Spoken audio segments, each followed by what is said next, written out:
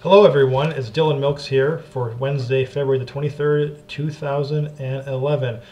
Just want to continue on from last week where I talked about where to buy gold and silver in Winnipeg. So just to do a quick recap, there are only two places in the city where you can buy investment grade gold and silver. The first place is called Canada Coin and Collectibles, which is on McPhillip Street, basically right in the strip mall where the Boston Pizza is. And the second place is called Gate West Coin, which is at the corner of Corridon and Lanark on Corridon Avenue. And what I want to talk about also is markups. Now, when you buy silver, as an example, and you buy a 1 ounce coin, the markup on that coin is going to be about $3.50 markup when you buy. And if you were to buy a 10 ounce bar, the markup would be more in the range of $3 per ounce. Or if you were to buy a 100 ounce bar, the markup would be somewhere in the range of $2 per ounce markup. So as an example, if you bought a 10 ounce bar of silver and the current spot price, by spot price what I mean is the current market price of the commodity at the time that you walk in to buy. So if the spot price, let's just say for rounding purposes, is $30 per ounce, and you're buying a 10 ounce bar, chances are you're going to probably pay about, so that's $300 for the bar plus about another $30 for the markup. So $3 times 10 ounces equals $30 in markup. Now, as you can see, the bigger the unit size you buy, the less the markup is. So keep that in mind also when buying as well. Now with gold, the markups are a bit differently, simply because gold, right, the cost of gold is so much higher than silver. Right now, the markup on gold for 1 ounce is somewhere in the range of $40 per ounce. And again, likewise, as you move up in size, the markup will decline the bigger the unit size you buy. However, I don't know of too many people who actually buy 10 ounce bars of gold or 100 ounce bars of gold, simply just because even a 10 ounce bar of gold right now would cost you somewhere in the range of $14,500 when you include the markup.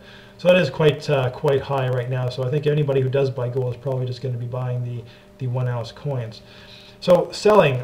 Now, most cases you're just going to want to sell it back to the dealer that you bought it from, or really any one of those two dealers will do. Now, the dealers make their money on the sell, not on the buy. So when you're selling, you're going to get, they should be giving you the spot price for the gold or the silver when you walk in the door. So, and if they're not, then that should raise some red flags, because again, they make their money when they sell it to you, not when they buy it back from you. The other thing to note, which some of you might be asking or thinking to yourselves, is that will the dealer always have the cash on hand to cash me out or to buy it back from me? And the answer is yes. And I believe that the reason is because they have some sort of affiliation with the mint, and their reserves are very deep, and really cashing out really is never an issue. Never an issue with them. So most cases you're going to want to sell it back to the dealer. However, there are some cases where you may not want to sell it back to the dealer, but rather sell it on a place like eBay or Kijiji, or even sell it to a friend or a family member whenever you're looking to sell.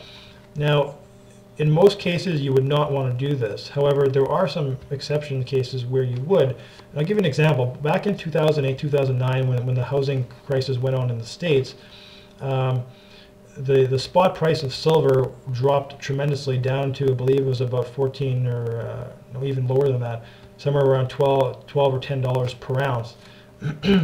However, that price was really only reflecting the the paper price of silver, meaning the exchange traded fund price of silver, the SLV silver fund. However, even though the fund price had dropped to $10 or $12 per ounce, people were still selling their physical bullion on eBay and on other websites like that for 2 to 3 times as much as that, because of the crisis that was going on. So that is the one advantage of holding your holding on to your silver and looking to possibly sell it on eBay or Kijiji or some place like that, especially in terms of crisis. If the entire market crashes, if the entire market crashes, probably, chances are you will see gold and silver drop, and most likely, as we saw again in 2008, 2009, the price that you're going to get for physical silver is going to be far greater than the price of the paper asset, meaning the exchange traded fund, the SLV fund. And the reason simply is because gold and silver, physical form, you can touch it, you can hold it, it's there, and you can go and use it as a medium of exchange if you're out of cash, or if there ever is a currency problem, you can go and use that potentially to buy anything or to barter or to trade with it. Whereas if you just have a receipt from an exchange traded fund that you bought online, chances are nobody's really going to recognize that. So people in those cases, in the case of a crisis, people have and typically always will value the physical far more than the paper asset itself. And likewise, as I said, even if the selling price of silver goes up significantly and diverts from the exchange traded fund price of silver in the event of a crisis, again, the dealer is not going to acknowledge that or honor that at all. They're simply going to look on their computer system, go to one of the websites that they would check, like the American Precious Metals Exchange, that's apmex.com, or Kitco Metals, kitco.com, and check what the price is for that second, and then basically they will buy it back from you for that price. So they really don't take into effect what the divergence of price from physical versus the paper asset itself. So again, typically, I would not, it's probably not going to be a good idea in general to sell it privately, sell it on Kijiji or eBay, simply just because the amount of problems you can run into is far greater. However, it is something to keep in mind, especially in the event of a crisis.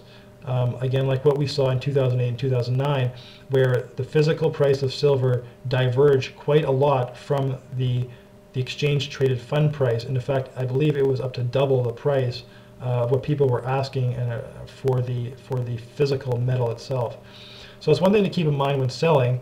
So hopefully hopefully everybody has found this informative, and we'll talk to you again soon, probably in a few days. So take care, and thanks for watching. Have a good night.